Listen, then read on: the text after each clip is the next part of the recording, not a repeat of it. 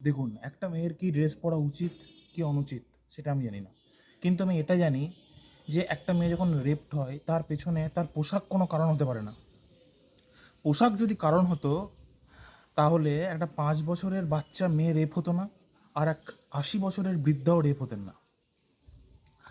আজকে হঠাৎ করে কথাটা বলছি তার কারণ যখনই আমরা কোনো রেপ নিউজ পাই তখনই সোশ্যাল মিডিয়ায় বিভিন্ন ধরনের মানুষজন বক্তব্য রাখেন যে হ্যাঁ, মেয়েরা খুব বাজে পোশাক পরছে সেজন্য মেয়েরা রেপ হচ্ছে। এটা কোনো কারণ নয়।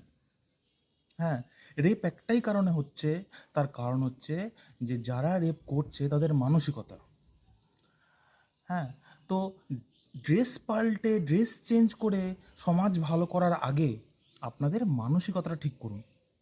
আর মেয়েদেরকে নিজের বাবার সম্পত্তি ভাবা বন্ধ করুন।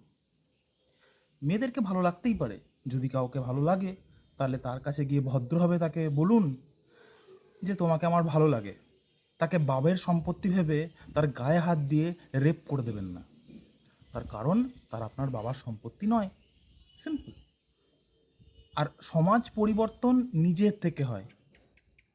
5 জনকে বদলাবার আগে নিজেকে বদলান।